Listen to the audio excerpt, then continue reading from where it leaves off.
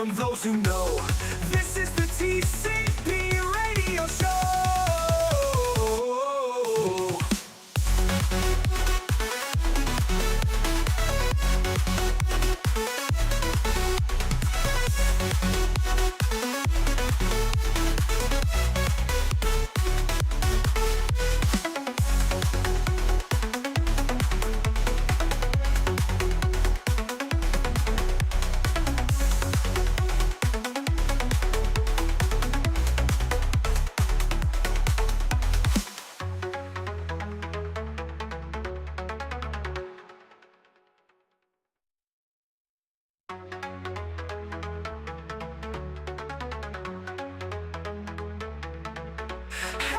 The cyber people are on the air. For digital safety, we're showing you where. Cybersecurity starts with CyberSense, it's key. Join the conversation, come learn with me. The TCP radio show, let's go. Knowledge and answers, watch them grow. Hear what you need from those who know. This is the TCP radio show.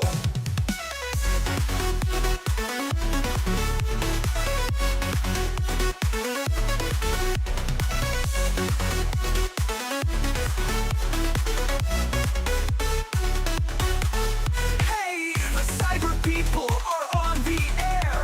For digital safety, we're showing you where. Cybersecurity starts with CyberSense, it's key. Join the conversation, come learn with me. TCP radio show, let's go. Knowledge and answers, watch them grow. Hear what you need from those who know. This is the TCP radio show.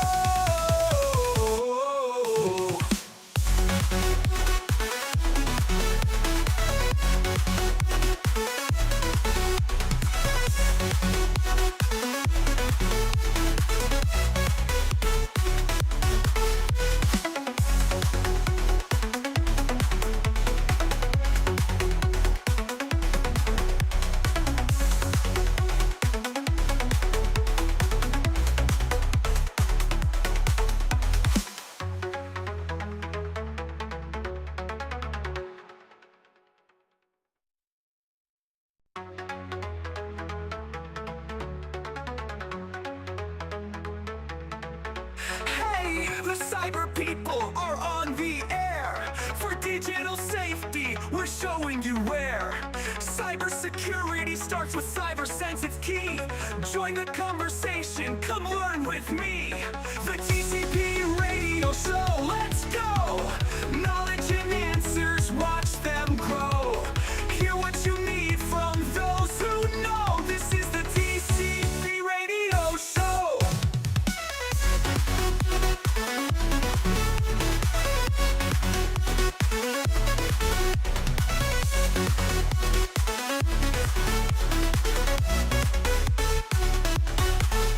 Hey, the cyber people are on the air. For digital safety, we're showing you where. Cybersecurity starts with CyberSense, it's key. Join the conversation, come learn with me. TCP radio show, let's go. Knowledge and answers, watch them grow. Hear what you need from those who know. This is the TCP radio show.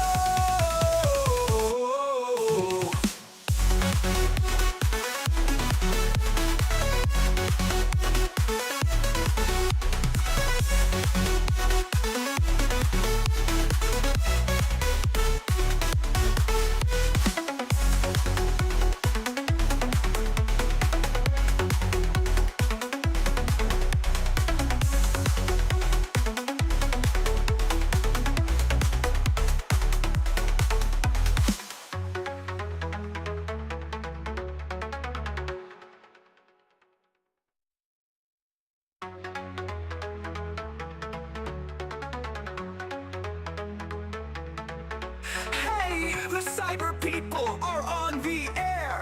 For digital safety, we're showing you where. Cybersecurity starts with CyberSense, it's key. Join the conversation, come learn with me. The TCP radio show, let's go. Knowledge and answers, watch them grow. Hear what you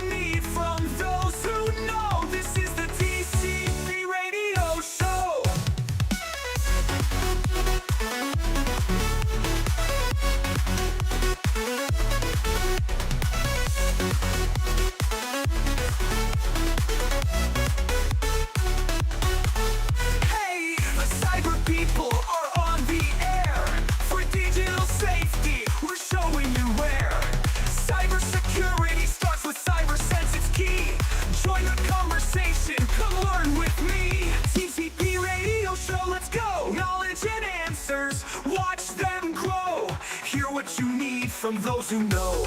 This is the TCP Radio Show.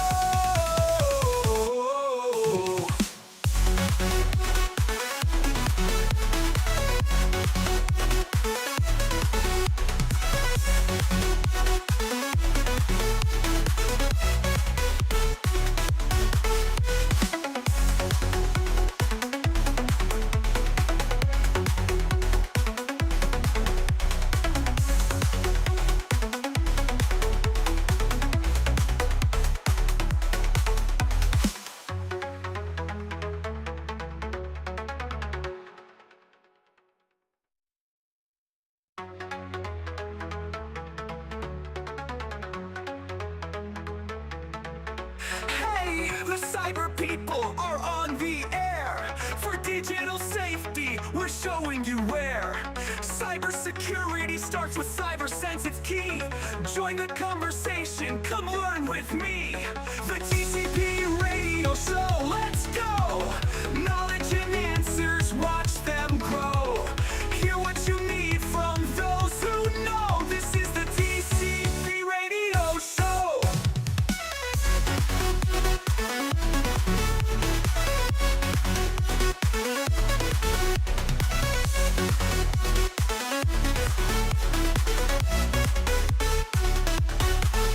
Hey, the cyber people are on the air. For digital safety, we're showing you where. Cybersecurity starts with CyberSense, it's key. Join the conversation, come learn with me. TCP Radio Show, let's go. Knowledge and answers, watch them grow. Hear what you need from those who know. This is the TCP Radio Show.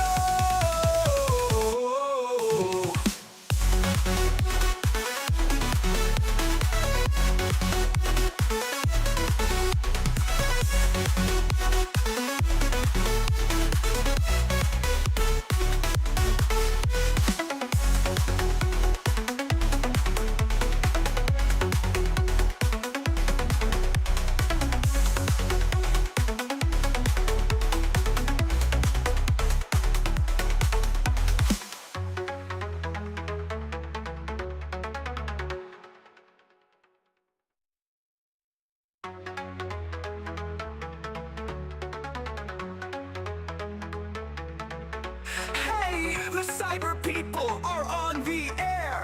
For digital safety, we're showing you where. Cybersecurity starts with CyberSense, it's key.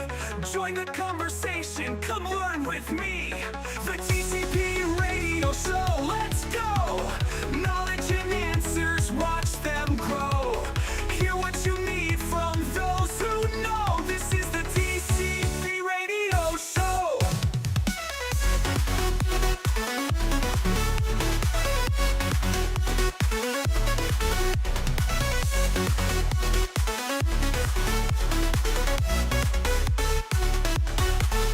Hey, the cyber people are on the air. For digital safety, we're showing you where.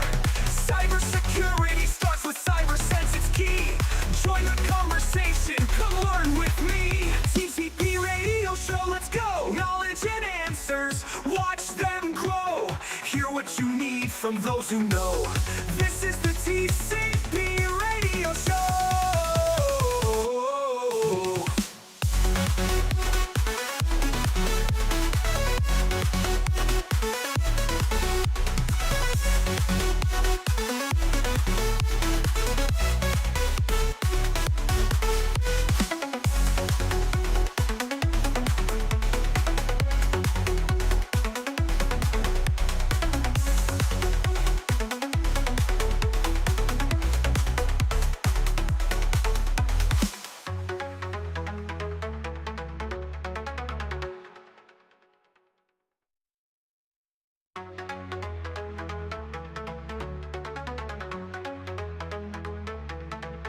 Hey, the cyber people are on the air.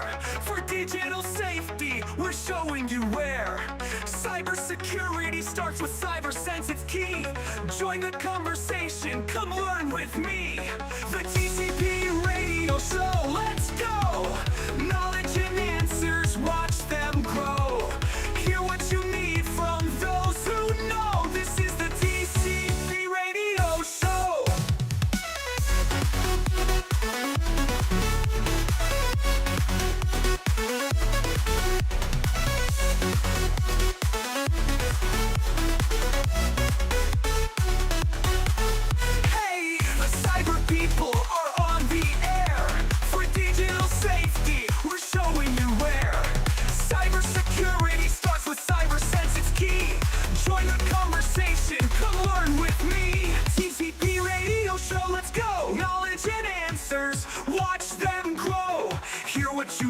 from those who know.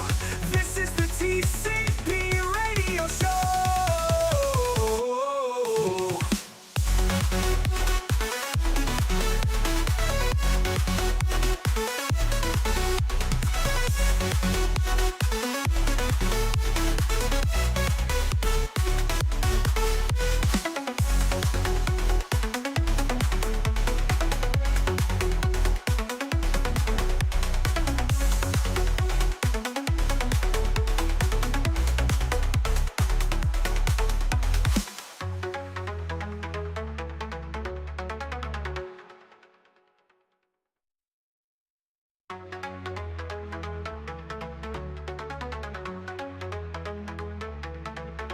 Hey, the cyber people are on the air. For digital safety, we're showing you where.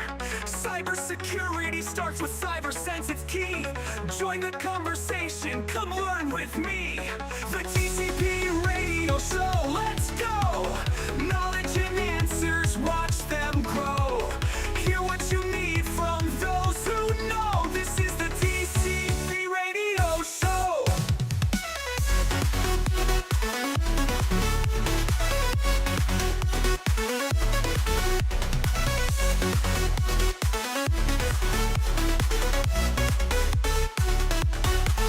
Hey, the cyber people are on the air.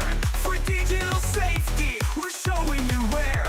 Cybersecurity starts with CyberSense, it's key. Join the conversation, come learn with me. TCP Radio Show, let's go. Knowledge and answers, watch them grow. Hear what you need from those who know. This is the TCP Radio Show.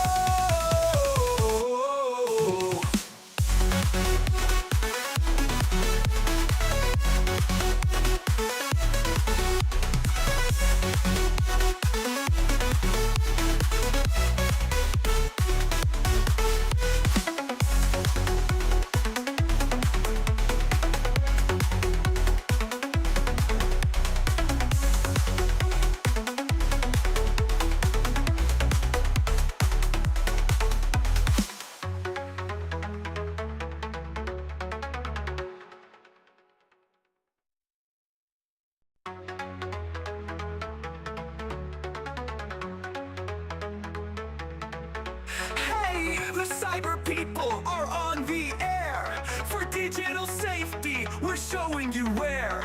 Cybersecurity starts with CyberSense, it's key. Join the conversation, come learn with me. The TCP Radio Show, let's go. Knowledge and answers, watch them grow. Hear what you need from those who know. This is the TCP Radio Show.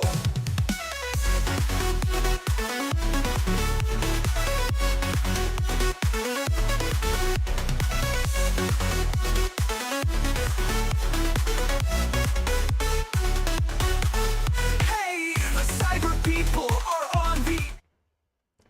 Good evening, everyone, and welcome. I am Clifford from the Cyber People, and I'm thrilled to be here with you tonight for this very special live stream, kicking off right now at 6 p.m. Atlantic Standard Time. We're coming to you live from Barbados, and we're excited to talk about some crucial training coming up at the 2026 Caribbean Digital Forensics and Cybersecurity Summit. Before we dive in, let me just go over some quick house rules for our YouTube stream. To ensure a valuable and engaging discussion for everyone, we'll be using subscriber-only chat. This helps us to cut down on the spam and the bots and allow for more meaningful interaction. You might also notice a slight delay in chat, and that is for the same reason, to keep things smooth and secure. As the producer and the moderator for this session, I can tell you we also have some other fantastic moderators in the chat right now, and they're ready to answer your questions or highlight them to our guests. So please don't hesitate to engage. We're broadcasting this stream on 3 channels tonight: the Digital Technologies and Services YouTube page, the Caribbean Digital Forensics and Cybersecurity Summit YouTube page, and right here on the Cyber People YouTube page. which will be our main hub for this session. We encourage you to stay subscribed to these channels after the stream so you can be informed of any upcoming or latest news, updates, anything like that from the various entities. So, who are the cyber people? We are a startup right here on the island of Barbados, and our core focus is on the human element of cybersecurity. We believe that empowering people with the knowledge is key to building a stronger defense against cyber threat.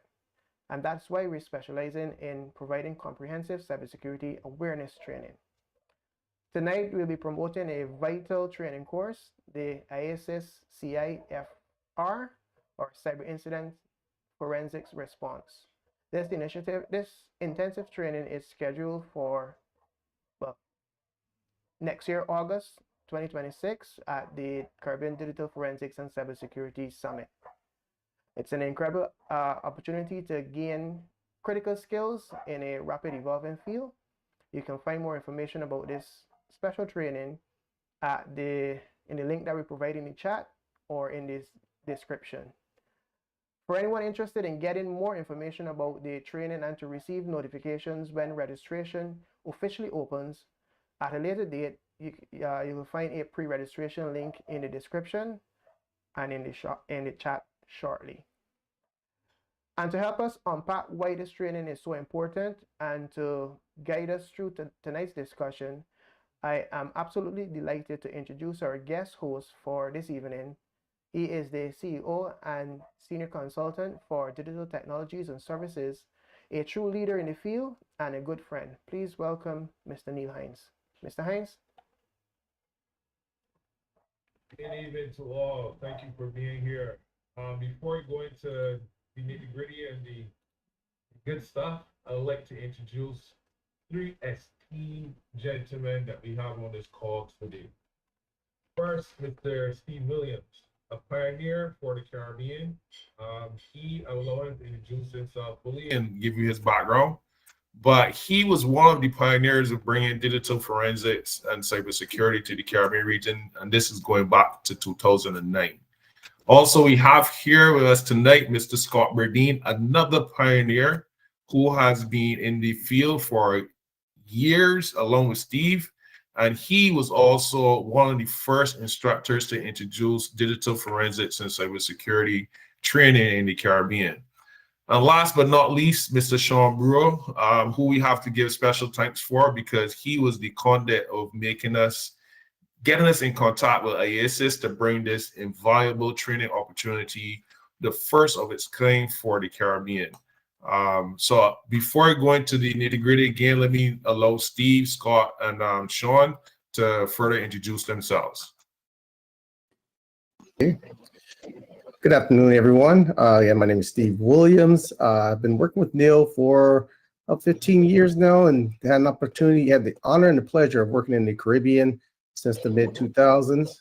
A little about myself, got my start in government working for one of the national security agencies. Been traveling internationally for the past 20 years. Had the honor and pleasure of working in over 50 countries, along with Sean and Scott and Neil, and look forward to providing any services that I can. Thank you.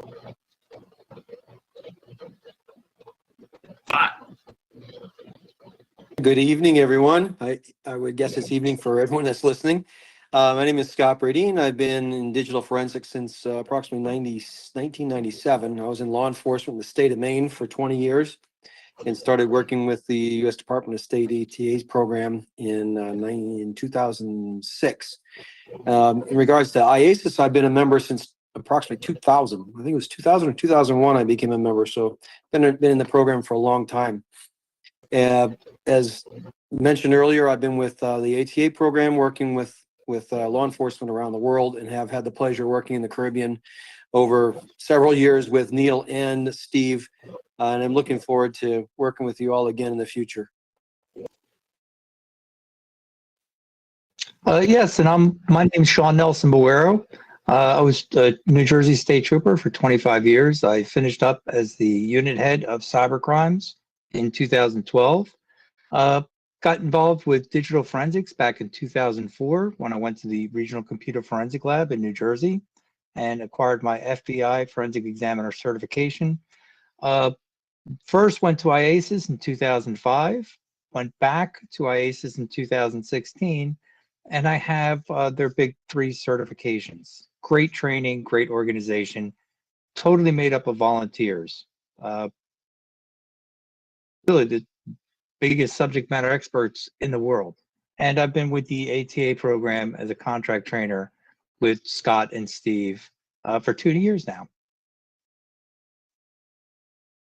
Great. See, we have esteemed gentlemen here with over nearly 30 years of service and experience that you have at your hands. So for me, my background started from when I was a police officer for 11 years in the Royal Barbados Police Force, and then was at the embassy where I had the opportunity of meeting with Steve, Scott, working with building the capacity for the Caribbean region. So I'm an avid digital forensics examiner and love the cybersecurity field because I believe in protecting our future and the future for our children. So without further ado, let's get into the nitty-gritty of this YouTube, this podcast tonight. And this is to bring you the latest and newest training possibilities for the Caribbean region. And this is with the assistance of IACIS, which is the International Association of Computer Investigative Specialists. Now, these are one of the most sought courses that they have in demand right now. And most of these courses are usually either in the US or Europe, and now they're opened up Asia. So having this possibility of bringing the cyber incident forensic response certification training, which is a 2-week training program, to the shores of the Caribbean, it is phenomenal, and it is like it has me feeling so overwhelmed that we are able to bring this. But for you to fully understand what this course has to offer to you as an individual, I want us first to think about you yourself. I want us to think about what benefit is for you personally, and then how is it going to benefit your organization. But first, you have to understand how it's going to benefit you. It's going to benefit you to bring not only capacity to yourself, but it's also going to give you that opportunity to expand your knowledge, to expand how cyber instances occur, and expand your knowledge on how you can investigate them, how you can protect not only your personal infrastructure, but your agencies or your organization infrastructure.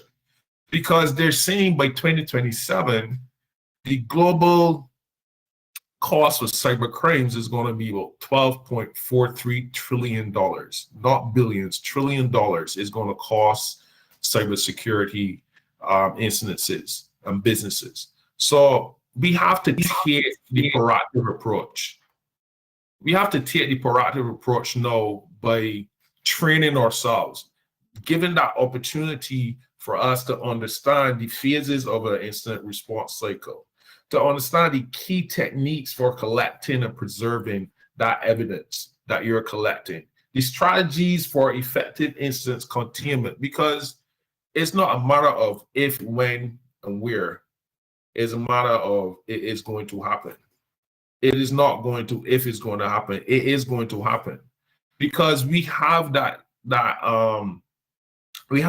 niche within ourselves to think that it's not going to happen to the Caribbean, but it is going to happen to the Caribbean.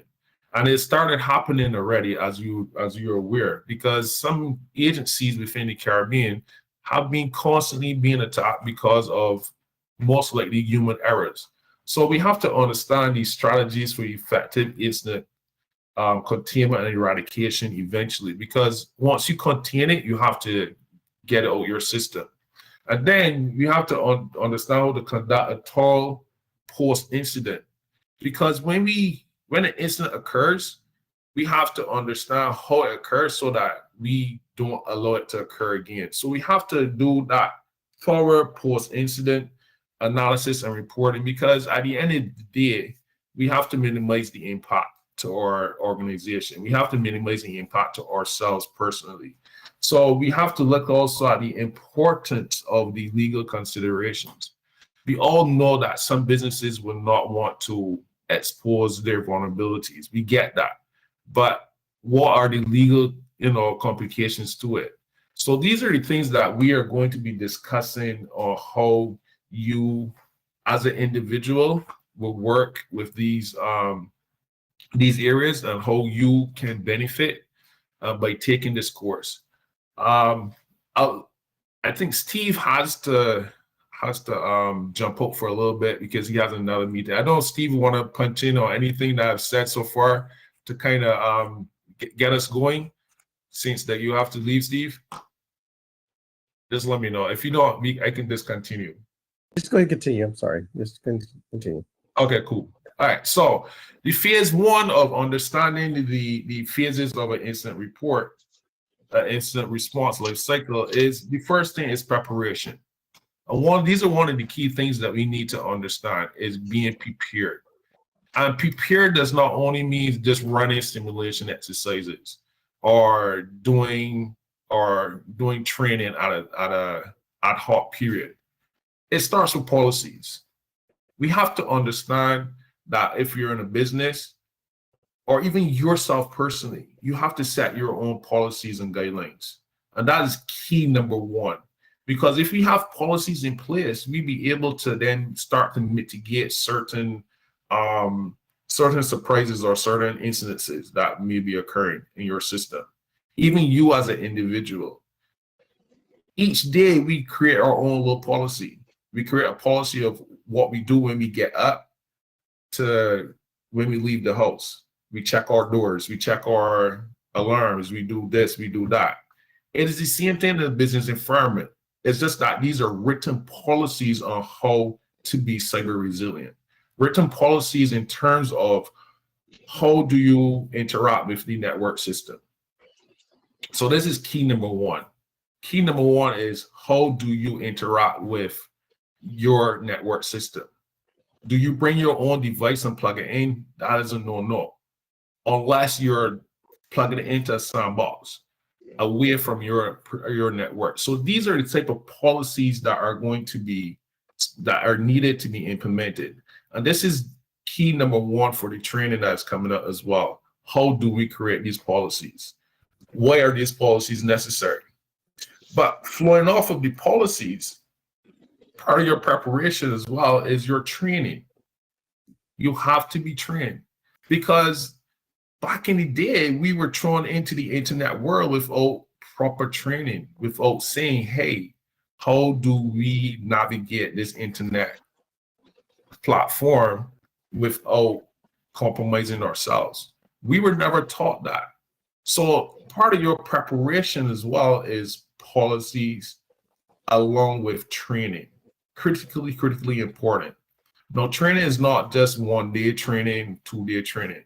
Training is continuous training, because technology evolves rapidly day by day, hour by hour, second by second. So if you do not continue to keep your training apparatus up, you're going to eventually fall behind and then create that sense of vulnerability within your network system. And then the tools. So we have different tools that are going to enable your preparation process as well as your mitigating process and looking at your vulnerabilities. So these tools are part of your preparation phase. So when we look at preparation is not just writing one policy and call that a day, but continuously updating those policies, continuously doing the training, continuously looking at new tools and services that are out there that are reputable. Because again, we have some businesses or some people that will create tools that are not reputable. So there may be tools that are actually infecting your systems. And these are the things that we have to be careful of during our preparation phase. The next phase that we have to look at is identification. We have to be able to detect and confirm the incident through monitoring and alerts. So all of this is understanding the phases. So the identification, how do we identify these incidences? Where do we go look? Do we go look in the logs? Do we go look at the person who brought in the device?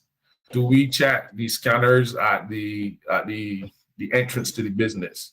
No, there are tools, again, going back to the preparation phase, there are tools that are actually going to be monitoring your network for any intrusion or anything that looks abnormal. So these are part of your understanding of the phases for incident response life cycle. Oh, Let me just add one other thing to that, Neil. Is an important phase, an important aspect of that of the detection is having your personnel trained and aware of what anomalies to look for and how to properly report them. Because a lot of times if an incident is taking place, is due to the abnormalities that the users are experiencing. good point. So you see, it's not just a one-stop shop. It is, you have to be able to get all your personnel trained to identify, as Steve said. So this is part of your training process for that's coming up with the IACIS next year. All of this, along with more that we're going to be talking about, is going to be is what you're going to be training on for those 2 weeks and those 8 hours a day. It's very intense. There's a certification part of it as well. But let's continue. And guys, feel free to jump in anytime, because this is us informing the Caribbean. It's not only a one-man show. So anytime you feel like jumping in, go ahead and jump in and continue the good podcast that we'll be working for the entire Caribbean. So once we identify, and this is still in phase number 1, understanding the phases of the incident response cycle, we have to look at the containment. So this training is going to teach you on how you're going to be able to contain that incident, how you're going to be able to take that containment then and eradicate it from your system. So looking at the limited scope that you have, and you have to also look back at your policies. How do we contain this incident, and what impact it has on the business environment or on your own personal environment? Because again, we're not only talking about your business environment, we're talking about your own personal environment. When you get an incident of a cyber attack on you personally, how do you contain it? How do you work on it? So again, this training, although it's business oriented, it is going to be able to give you your own support, your own personal support in terms of how do you navigate as a person. And then you take that knowledge and you replicate it with your peers, but also within your family units, because it's very critically important that we try to minimize impact on personal lives by explaining certain things to our peers and our family members. So not only look at the business, but look at yourself whenever you're going through these training events as well. So after you got that containment in, and then you did your eradication, you're not eradicating what you have found on the surface. And this is where training and this is where the tools come into play. You have to find the root of that specific incident. So you may find it, let's say, in a user log, that a user click on a link, but you have to find the root to where that link was intended or is resident. Because if you find that root, you are removing during your eradication process every single piece of data or infection from the root. So you're not only taking it from the surface, you're taking it from the root to get that eradication process out and get your system back to where it's supposed to be. But again, during that eradication process, you have to understand that these infections run either parallel, so you have to look at it from a parallel point of view, or to also run in the other direction. So you have to look at those the roots where this incident occur, how it occur, so that you can not only contain it, but when you're eradicating it directly out of your system altogether. And then you have to look at the recovery process. So the recovery now is going to be a lot more intense in a sense, because you have to restore all your systems. And this is where policies again come into play. Because if you have policies in place to say, well, when we get an incident response, when we get an incident, we do our response, we do our containment, but do we have a backup of our systems? Can I add something real quickly, Sure. Neil? Sure, go ahead. Yes. So this is a very complex and multi-layered response that you'll be learning. And to give you an idea of just how important this is, last week, the state of POE in Brazil, the state government was under a ransomware attack, took down the entire state government. And just to give you an idea of the impact of their failure to prepare and have personnel ready and capable of identifying, containing, remediating, and then addressing for further advancement. I just learned that they're paying a private company to come in to the tune of $40,000 US to try to deal with a ransomware attack. And to be completely honest, their probability of actually getting through that and getting their data back is going to be basically zero, from what I understand, because they have failed. They have failed to prepare. They don't have backups that are contained, so they're going to be in big trouble. They're going to probably end up having to pay the people ransom to get their data back. So this is why the importance of this whole training, and it isn't just a 2-week course, is not going to make you an expert. It's going to be involving several different courses to build a base, a standard to work off of, to train people on how to properly respond, to find out what happened, how it happened, and then to determine what's the best remediation strategy. And then, of course, after that, as Neil's getting to next, is after you've remediated, what you recovered your data, or you've responded to the incident that occurred, what can you do to prevent it from happening again? So it is a huge cycle, and it is. I just want people to realize that this is the beginning of the training. And that training can be quite extensive, and it is also going to be multi-layered. So there are going to be some people who are going to be focused on certain areas, and other people are going to be focused on other areas, because 1 to 5 or 10 or 20 people may not necessarily be enough, depending on the size of the organization that you as the person providing that service can handle. So just want to throw that out. Excellent, excellent. No, this is what we're talking about. You see how it flows? How it flows from point 1 to point 2 to point 3 to phase 1, phase 2, phase 3. This is critically important because, as Scott said, it's a multi-layer approach. It's very multi-layer approach.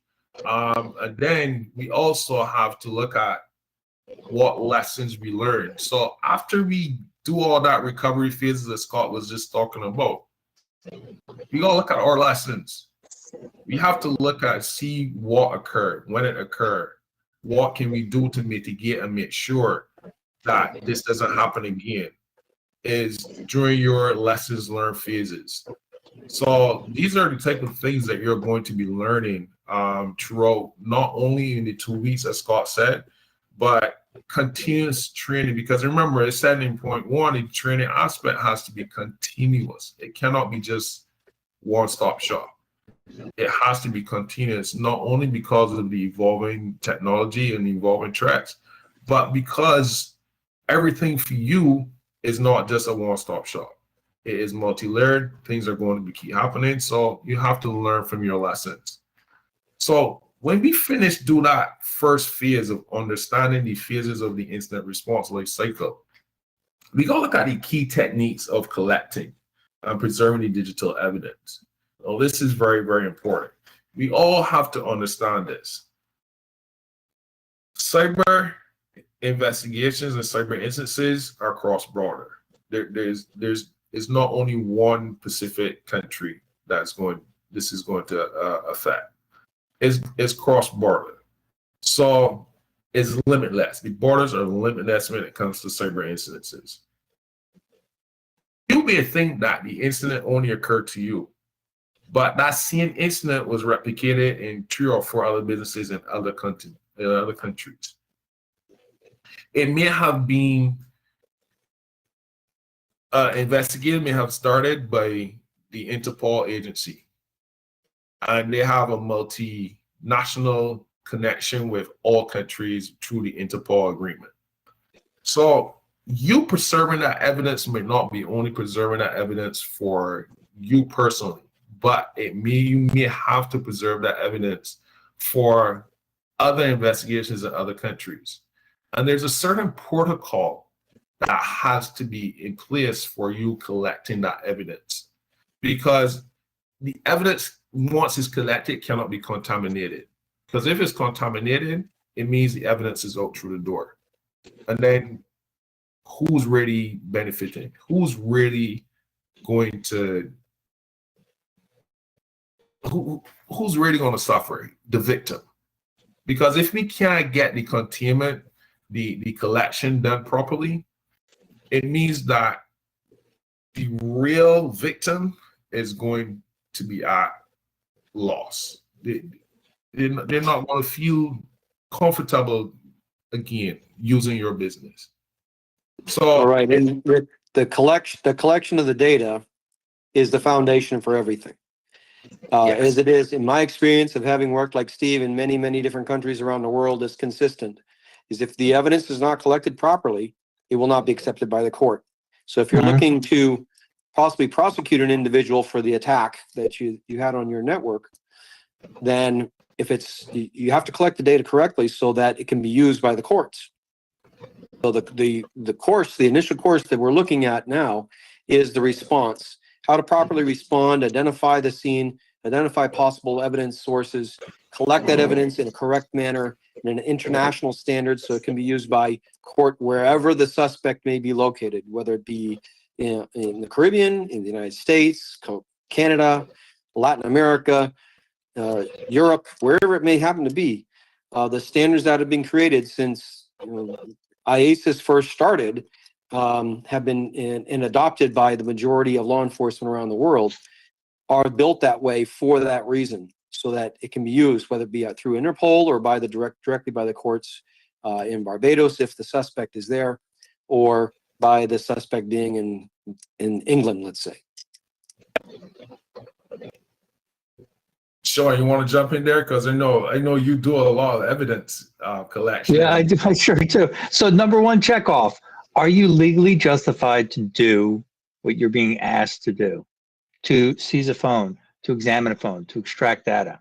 And then, of course, this course, CIFR, I'm looking at all the description from IACIS. Do you have the technical ability to do what you need to do, right? When you walk up to a live computer right now, first thing you should do is take a picture of the screen and grab the BitLocker encryption key. Then you're going to grab RAM. Or you're not going to grab RAM with software or GUI software. You're going to do it with a command line so you don't get a blue screen. So there's so many elements. But the number one is, are you legally justified in doing this? Then number two, do you have the technical skills and equipment to actually recover this data? And I'm looking at the CIFR description on IACIS's website, and this is a 2-week intense, robust course from really the best people in the world, all volunteers. If I could just add one more quick thing to that, Sean, to add on to what he said, All those things are very important, but also it's extremely important that the person who's doing the collection can clearly describe in both technical and in layman's terms what they did and why they did it the way they did. And that's part of this training as well. So there you go. The two guys from IACIS going back and forth from all the years of experience. Doesn't matter that Scott and Sean can figure it out, and certainly Steve and Neil can figure it out and understand it. You have to be able to explain it to a lay jury. You have to be able to explain it to a legal judge and prosecutors who may not be technically skilled. So a lot of uses of analogies, a lot of hands-on, show me type of demonstrations with virtual machines and things of that nature. One of the key things that we always have to do, no matter what, is you have to document every single step you took. Every single step you took with document, not only saying I did this, this, or this, but the time you did it. Because your time on your clock may not be the time on the clock of the system that you're interrogating. So you have to be able to document what you saw on the as a clock on the system, as well as the clock that you have on your watch as to when you're really taking the evidence and going into the evidence of the Pacific system. So documentation is also very, very key and is very, very important. Not only what you saw, but your time, the time that you are actually doing the interrogation. Not only at the scene, but when you're actually doing the analysis as well. So when you start your analysis and when you finish your analysis is critically important for the documentation aspect.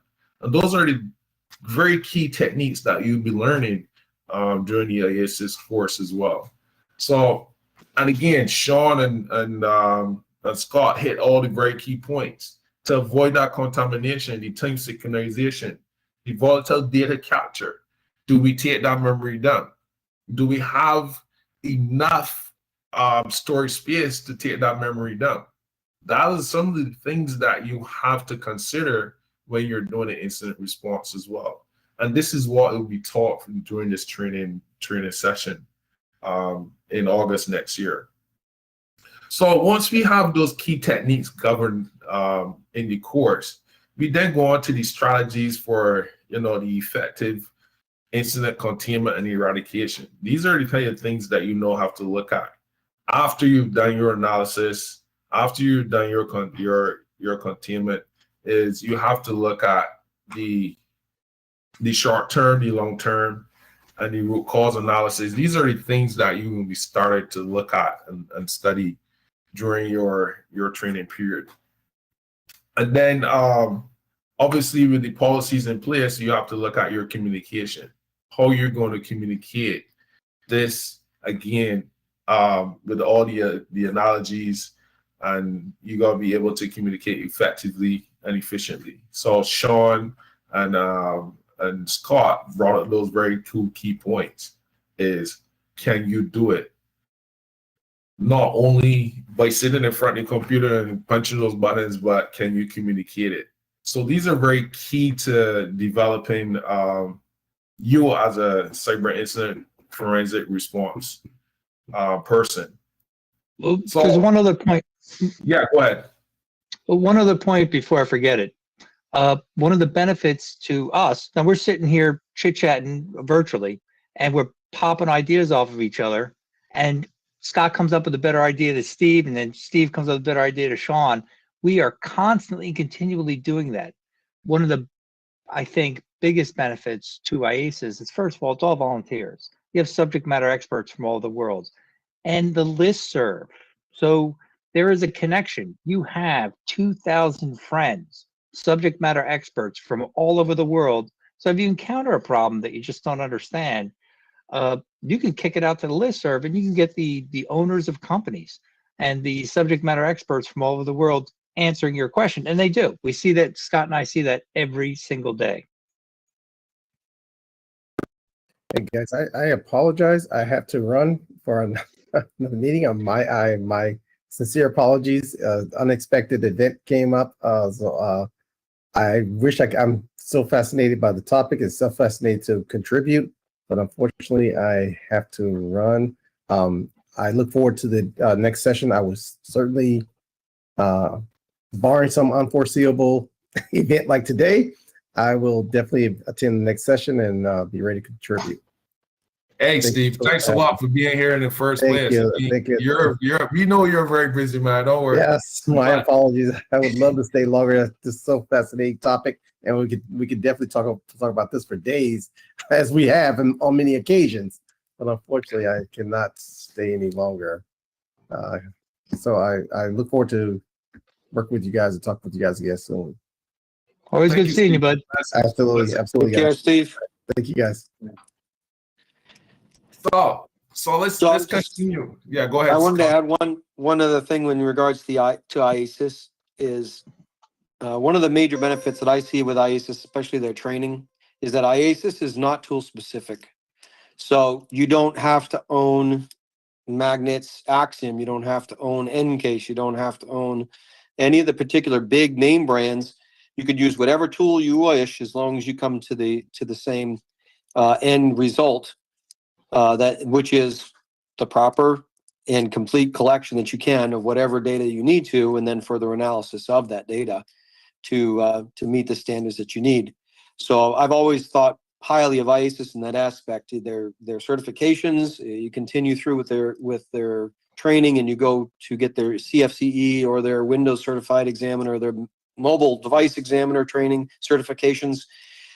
They're all use whatever tool is available to you. So I think that is a huge benefit, because if you can do it, if you can collect the data, analyze the data, and report the data and explain the data, it doesn't matter what tool you're using. Yeah, that's spot on, Scott, because the data is the data.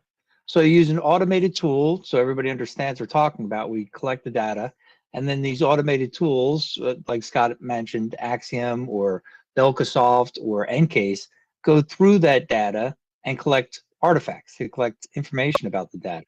But the IACIS's teaching is always drilling down into the actual hex, into the data itself. So you can verify and validate it using multiple tools, and also do it manually. When you get good enough, you could actually just take it, start looking at the hex yourself and decoding it yourself. Yeah, great point, Scott. So, guys, we talk about hats, but what's really hats, right? Yes. Is the ones and zeros. Because again, we gotta understand, people, that computers communicate in ones and zeros. So as we are talking here right now, all that's being converted by the CPU to ones and zeros. And then that's being stored in ones and zeros. But when we look at it, we have to be able to use the hex values and decode them to get the actual data. So very good points in terms of the intricacy of IACIS. They don't teach you push button forensics. No, they don't. You will They work. don't teach you push button forensics. They teach you the real forensics. They teach you the nuts and bolts to forensics. So you have to learn how to convert those ones and zeros with those hex values into the natural data that, as we are speaking right now. So you can see for a fact, when the document says this dog ran through the door, all that is in ones and zeros, and when you decode it, it's going to decode and give you that sentence. So again, folks, that is the critical nature of IACIS training, is the in-depth training is not push button forensics. So understanding that part is also key for when you're doing this course, is that it is very intense. I describe it as this.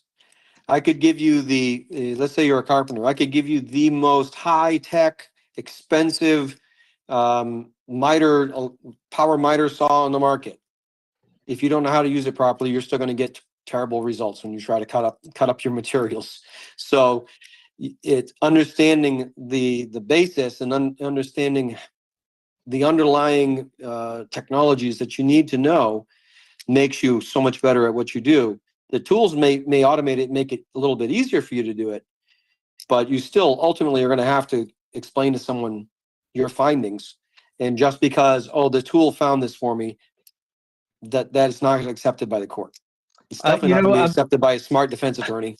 I'm glad you just said that, because now, you know, I review cases a lot, and because Celebrate said so is not an acceptable answer, right? I mean, that's not. I'm sure Celebrate is right most of the time, but because Celebrate said so is not going to get you through a court proceeding. That's right. Yeah, great stuff, great stuff. So that's what we're talking about in this session, folks. And at the end of it all, once we've done all our analysis and once we've done our training, etc., it is reporting it. And Sean and Scott touched on this earlier, is how we report it and how valuable your report is going to be. So your report has to be top notch, because again, these crimes are borderless. So your report of your findings may go as far as England, North America, Alaska, all over, anywhere in the world that you can think about, because there's a possibility that the same incident that occur in your system is the same incident occur in another business in another country. So it's very critically important that you understand how to report, and not only report your findings, but report your post-incident analysis. So at the end of the day, this is the type of course that when you take it, you're not just taking a course to say that I did a certification. When you take this course, this is going to be a course that you can take back to your superiors and say, listen, we need to implement this, this, and this, and this is how we can work together to ensure that we, at the end of the day, are able to mitigate any future incidences that may occur in our system. And that goes back to your policies. So for us, we would like, therefore, to thank you for listening for us for the last 40, 43, 44 minutes. We have the cyber people coming back online. I guess they have some questions for us. But we just wanted to get you aware of what is coming again in August 2026 in Barbados. We're still working on the hotel, the venue, but and again, there are two more podcasts coming up in relation to 2 other training sessions that are going to be given at the summit. So look forward to those. We really appreciate you coming out. Listen, if you like this channel, again, hit that thumbs up. Give us your feedback so that we can make things better for you, especially in the Caribbean. Yes, so I'm pivoting off of your last point you made about taking that knowledge back to the organization. From your experience, what measurable impact can an organization expect to see in its overall cybersecurity posture after one of its members complete this IACIS training? So there are a couple things that could evolve there. Point number 1, the cost of cybersecurity is going to increase to $12.4 trillion by 2027. If you have some person who is fully trained on your team, you're able to decrease that cost to you as a business. That's point number 1. Because you heard Scott said in Brazil, they got to pay a company how many thousands, millions of dollars? $40,000 is what they contracted this private company for. So you got to pay $40,000 to a company.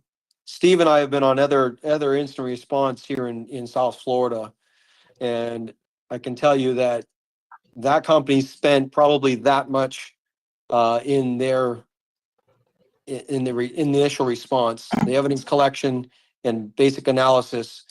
And the sad thing is that they didn't implement the recommendations that were made to them. So they're probably going to be a victim again, and they're going to pay again that kind of money. So the idea is to give people the understanding within these organizations, to give them the basic understanding, and then to work toward advanced understanding so that they can manage these threats within their own organization. And the other benefit of that is if they don't have to hire an exterior company, they get much more visibility. They know more about what's going on. They know more about the results that were found in much more detail, and they keep it internal. So unless it's like here in the United States, unless it involves specific types of information such as credit card information or medical records, things like that, there's no requirement for them to tell anyone. And many of these companies never do tell anyone because they don't meet those requirements, right? They don't have any of those type of data as being breached.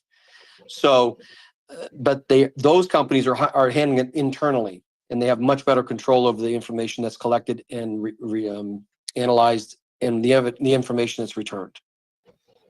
And then too is the speed, because you have to do NDAs, you gotta do contracts with these companies before they can come in. You have someone on your team, it's right there. There's no need for NDA because you already have all those policies in place and all those agreements in place for your employee. So the turnaround time is much faster. So you spend the money now to get that employee up and trained and certified, and have that employee on staff. It gives you, it reduces your time and you spending more money to bring in an outside company. I mean, Scott and I and Sean would love to come in because Glad to. That's how we make a living. One other thing I would mention about that is the reason that we were brought in for one of these breaches in South Florida was because they originally hired another company, and these big companies don't like to pay their employees very well, particularly. So what typically happens is you get people that are fresh out of school who have basically zero experience. They're the ones that are doing your work. So you don't get really the top of the best of the best in many of these cases. So they were very dissatisfied with the company they paid originally, and then they had us come in and do the work. But just keep that in mind as well. You're building capacity within the organization. That's a huge benefit. This leads me, actually, I was just about to ask a question as it relates to like persons who are fresh in the industry, in the cybersecurity industry and stuff like that. They'll probably want to know, usually you're asked for Security Plus. I saw on most job applications and stuff like that, persons are asking for Security Plus. At what level is this IACIS training? Is it something like you do after Security Plus, or what is the prerequisites to doing this training? Anybody? There's no requirement to have any of these other certifications to go to this class. And understand too, as I mentioned before, there are different team members, if you will, and they use different lingo depending on what companies or what organizations you're dealing with. But there are many people are very confused when they talk about cybersecurity as an extremely broad idea, and you have people that are responsible for monitoring for data breach, monitoring for abnormalities on the network, whether they're using special appliances or they're using software, or they're just sitting there scanning logs, which would be extremely painful. But those people, then you have the incident responders. These are the people that we'll be training in this upcoming course, this first course we're discussing now. Those are the people that are going to do the collection of the data from the machines that have been identified as possible victims of the breach, and properly collecting it. Then you'll have team, and one person can do several of these different things, but there's another group that's going to be doing the analysis, and they're going to be working in conjunction. And then after the analysis, or while the analysis is being done, data is being found, information, evidence is being found, that's being passed on to yet another group who's going to be responsible for containment and possible remediation. And then there's another group on top of that, that is the people that have to push out these remediations and then do a post incident review to determine what do they need to do to prevent this from occurring again in the future. So that's part of that whole cycle, and each one of those parts of that cycle have different jobs related to them. So just going to one, like I mentioned before, this 2-week course is a fantastic course to have, and it's a very good one to have for your incident responders, the people that are going to go out and do the collections. But that's just a small piece in the giant puzzle, if you will. So there are the requirements, but I would say that you're not required to have anything other than the ability to have basic computer usage, that you know how to use a computer and you can pay attention, because it's going to be a hard, fast course for within. It is going to be a very hard. Do not send someone who cannot work, because the typical day is going to be an 8-hour day of classroom, followed by dinner, and you're going to be sitting down with your peers talking about what you learned that day, and then you're going to go to a lab and you're going to practice and you have homework. It's not for the week apart. The faint of heart. Okay. Yeah, definitely not for the faint of heart. Okay. So this is a question for you. Well, anyone can answer this question, because I know persons be like, okay, I am following up from young or persons who are new to the industry, because you have persons, most of my peers are persons who have transitioned from other careers, and they now come into cybersecurity and they're trying to figure out, which direction should I go? So Their niche, yeah. right? So that's why we're kind of asking these questions, so that those folks who are watching or who would rewatch the video will be able to say, well, hey, maybe this is somewhere I want to go, or this is a career, the career path within cyber that I want to take. And given the same, you have persons that are undecided, like whether or not if they should take this path, do this course, or do I do this course just to get certification, or do I do this course because it can land me to maybe that ideal position where I want to go? What would be your strongest piece of advice or compelling reason to encourage persons to, like, for example, even pre-register to get information for the course? My suggestion would be this. This is the most fundamental course that IACIS teaches. And in my personal opinion, having trained a lot of people, potentially thousands of people now over the course of my career, the majority of the people in that cyber security field, whether they're the law enforcement side or they're in a corporate side, they should have this course, because it helps them to understand the ramifications of everything else that they do. Whether they go on to be blue team members, which would be the people doing analysis of what's collected, those people should also have this course, because it helps them understand how the data is collected, and where that helps them understand where they can look for evidence related to the case they're working.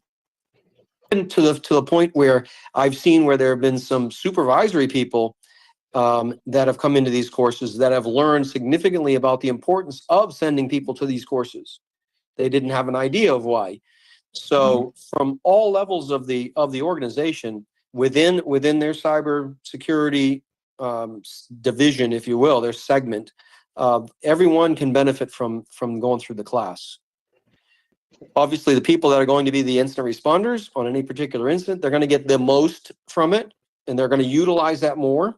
But some of the fundamentals that are taught in the incident response weigh heavily into the later analysis. So as Neil mentioned, turning zeros and ones into, interpreting them as hex or as ASCII, the understanding of the difference between how Windows interacts with the data versus how the computer itself, its components interact with the data. All of those things have a benefit to the people that later on go on to do computer forensics or device forensics, if you will, in general, whether it's network, workstations, or mobile devices. They all can benefit from it. Great stuff. I'll point this next question to Neil. This is more so for what person should expect after they pre-register. Can you give us some more details in the near future? What's going to happen? Sure. If you pre-register, we're going to take that data and we're going to send it up to IACIS so that they can determine well, let me back up a little bit. So for law enforcement, there's no requirement for a background check. But for persons who are not law enforcement corporate, IACIS is mandated to do a background check. It's not to say that you're a bad person or not, but it's just for their verification process. So once they verify, that data that we're collecting from the pre-registration is ready to send to them, especially if you're not law enforcement, to say, okay, yes, this person is clear to attend the course. And once that is confirmed, along with the confirmation from the hotel, because we're still working with the hotel, and one of the reasons why we're doing this now is because we need to make sure that at the given day and time that we launch, that we have those seats filled. Because to bring IACIS to the Caribbean is a pretty hefty cost. And it's not only the training, but they have to procure equipment, because each student is going to be receiving a laptop with the course materials, with the software, the open source software that will be used during the training, and that is for you to keep. So all these logistics have to be put in place. So the pre-registration basically is to give us that ability to say, okay, we have 20, 30, 40 seats, so that we can confirm with the hotel, okay, we need a room with 30 for 30 students, 5 instructors, whatever the case may be. And then once we have that data, again, that data will be secure, so you don't have to worry. It will not be a marketing material spamming your inbox. But we would then be able to confirm, and once we confirm, then we'll be able to tell you, okay, the courses cost this amount of money, this is what you're going to be getting, and it gives you a full breakdown of the course as well after you pre-register. Okay, good. And this, because we mentioned that this is going to be at the Caribbean Digital Forensics and Cybersecurity Summit in Barbados. It's not limited to just persons in Barbados, correct? Can you give us some insight? This is capacity building for the entire Caribbean, from north to south, east to west. So anybody from anywhere in the world could attend. You're not even only limited to the Caribbean. So anywhere in the world, and you want to come to Barbados to the summit and do the training as well, we welcome you, because it's capacity building. You see, we believe in building capacity worldwide to help defeat these threats and cybersecurity instances. It doesn't take one person. It takes a community. And that community is not only the Caribbean community, but the worldwide community. And that is why we're so happy that this is able to come to the Caribbean, because again, IACIS, they have their courses in Orlando every May, I think it is, with their summit or their conference. Yes, April into May, yep. April into May. But it's hard for some Caribbean persons to travel to the US. So bringing them to the Caribbean, bringing this and putting it in the Caribbean, it gives more opportunity for Caribbean people to come and learn and experience. So we welcome anybody. Great. All right. I would now like to open the floor. Any parting remarks from any of our fine guests? Yeah, so just so you know, IACIS has a 2-week training in Orlando, traditionally. They've recently had the 2-week training in Australia, and we have a European event. IACIS has a European event, 2-week training in Europe. So there's going to be people, especially from the US, I imagine, who want to get into this cyber incident forensic response and those other 2 classes. Well, I'm really looking forward to getting down to Barbados, and hopefully I'll be free, because I'm going to take this one class already. I've taken most of them. I've taken most of them from IACIS, but this class in particular, CIFR, would be a great experience. Okay, great. Anything?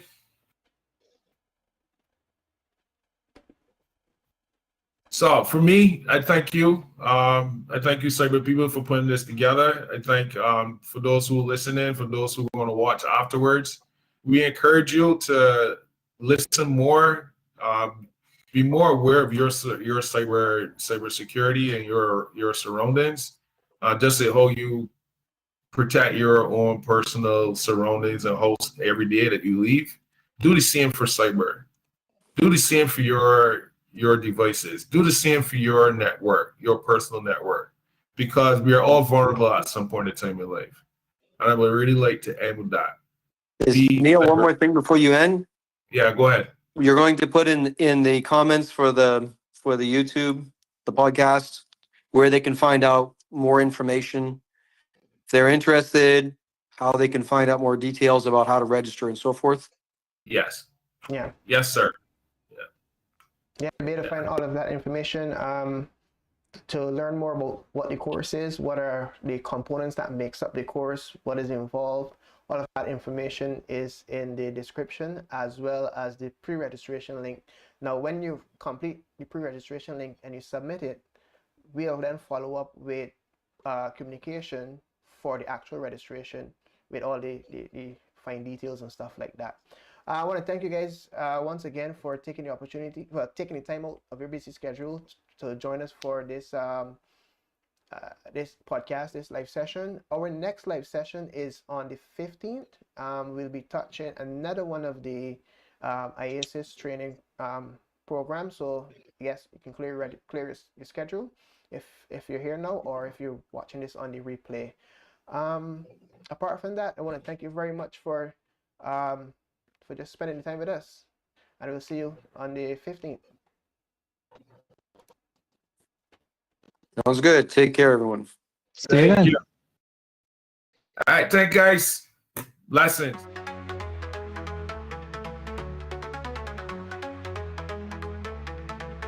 Hey, the cyber people are on the air. For digital safety, we're showing you where. Cybersecurity starts with CyberSense, it's key. Join the conversation, come learn with me. The TCP radio show, let's go. Knowledge and answers, watch them grow.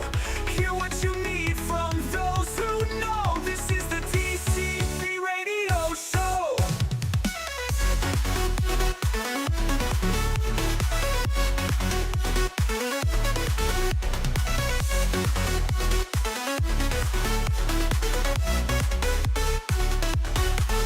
Hey, the cyber people are on the air. For digital safety, we're showing you where. Cybersecurity starts with CyberSense, it's key. Join the conversation, come learn with me. TCP radio show, let's go. Knowledge and answers, watch them grow. Hear what you need from those who know. This is the TCP.